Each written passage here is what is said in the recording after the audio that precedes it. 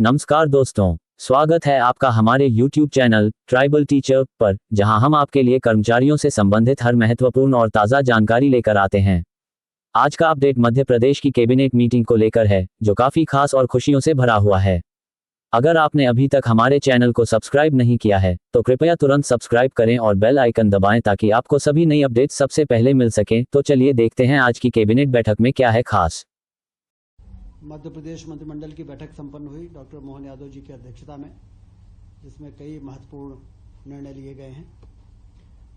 नगद उर्वरक विक्रय केंद्र जो 286 डबल लॉक के,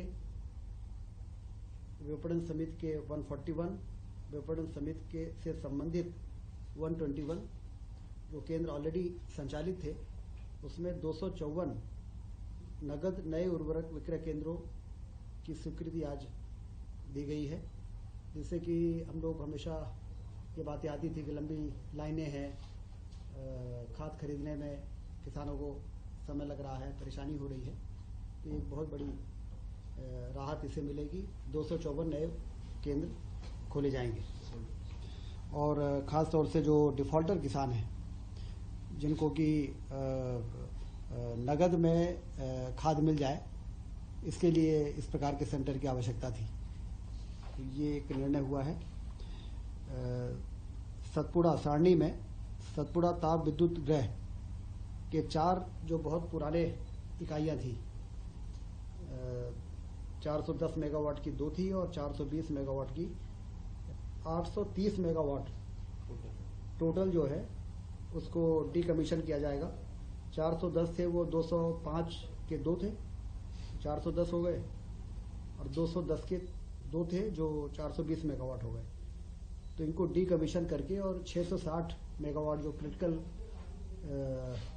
थर्मल पावर प्लांट कहलाता है, सुपर क्रिटिकल, जो इफिशिएंसी के मामले में सबसे बेहतर पावर प्लांट होते हैं, तो इसको रिप्लेस करके और 660 मेगावाट का पावर प्लांट लगाने की अनुमति दी गई है।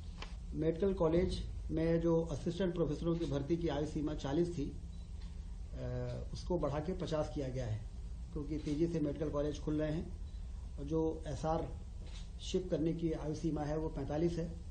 एसआर शिप करने के बाद ही असिस्टेंट प्रोफेसर के लिए लोग अप्लाई कर पाते हैं, तो इसलिए 40 से 50 साल की आयु सीमा आज कैबिनेट ने बढ़ाई है, जिससे हमें असिस्टेंट प्रोफेसरों को मिलने की नियुक्ति में अब ज़्यादा आसानी हो जाएगी।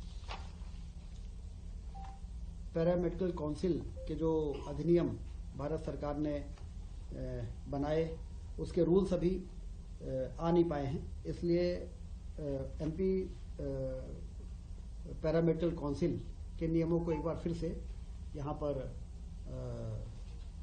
रिस्टेट किया गया है, जिससे कि हमारे 23-24 और 24-25 में एडमिशन और परीक्षाएं हम संचालित कर सकें। और जब भारत सरकार के रूल्स आ जाएंगे तो फिर उस रूल्स के आधार पर एडमिशन और परीक्षाएं हो सकेंगी। ये भी एक महत्वपूर्ण निर्णय हुआ है पैरामेडिकल के क्षेत्र में। कोऑपरेटिव डिपार्टमेंट में जैसा कि आप सबको मालूम है कि पैक्स जो हमारी प्राथमिक सहकारी साख समितियां हैं, वो सारी की सारी कंप्यूटराइज हो चुकी हैं। हमारे रजिस्ट्रार ऑफिस डीआर और जेआर के ऑफिसेस को भी कंप्यूटराइज करके और पैक्स समितियों के साथ और हाउसिंग की जो सोसाइटीज़ हैं, प्राइवेट जो सोसाइटीज़ हैं, उनको इंटीग्रेट किया जा सके, सारी इन्फॉर्मेशन हमें समय समय पे और मिलती रहे। इसके लिए strengthening of cooperative through IT interventions, जिसमें 3.5 करोड़ 68 लाख रुपए खर्च होंगे। 60% भारत सरकार इसमें पैसा दे रही है और 40% स्टेट गवर्नमेंट लगाएगी। और इससे जो इंटीग्रेशन होगा आईटी का, उससे कोऑपरेटिव सोसाइटीज़ को चलाने में और उसकी मॉनिटरिंग में काफ़ी मदद मिलेगी।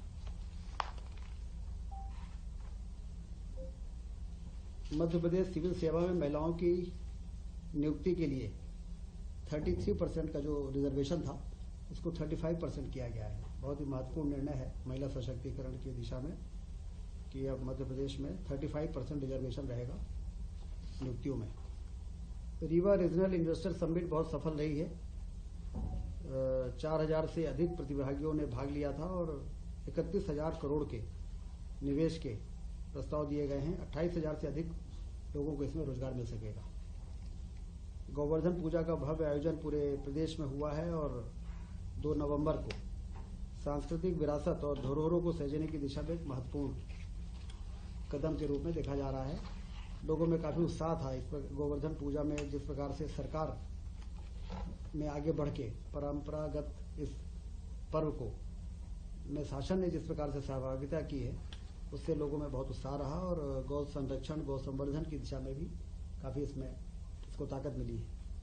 29 अक्टूबर को माननीय प्रधानमंत्री जी द्वारा virtually Neemuch, Mandsaur, Seoni medical college के उद्घाटन किए गए। जैसा आप सबको जानकारी है, ग्वालियर में मानसिक आरोग्यशाला, मंदसौर में कल्याण विभाग, राजस्व विभाग, स्कूल शिक्षा विभाग एवं वन विभागों के द्वारा पीएससी से भरे जाने वाले पदों की जानकारी की भी मुख्यमंत्री जी ने जानकारी मांगी है, क्योंकि बड़ी संख्या में पीएससी से कई विभागों में भर्तियों का प्रक्रिया चल रही है। 7 दिसंबर को नर्मदापुरम में रीजनल इन्वेस्टर समिट होने जा रही है। 7 दिसंबर को नर्मदापुरम संभाग के सभी जिलों के लोगों को निर्देश जारी हुए हैं। 12 नवंबर को कालिदास सम्मान समारोह उज्जैन में माननीय उपराष्ट्रपति जी के मुख्य आतिथ्य में होगा। इस कार्यक्रम को भव्य रूप से आयोजित करने के निर्देश दिए गए। कुल मिलाके आज मध्य प्रदेश की कैबिनेट ने, जैसा कि आपने देखा कि चाहे वो स्वास्थ्य विभाग हो, चाहे वो सहकारिता विभाग हो, चाहे वो अन्य विभाग हो, महत्वपूर्ण निर्णय आज लिए हैं और मध्य प्रदेश तेजी के साथ अपने उन लक्ष्यों को प्राप्त करने के लिए आगे बढ़ रहा है, जिन लक्ष्यों को प्राप्त करके हम प्रदेश की आर्थिक स्थिति को भी मजबूत करना चाहते हैं और हिंदुस्तान में एक अग्रणी राज्य के रूप में स्थापित होना चाहते हैं। नमस्कार।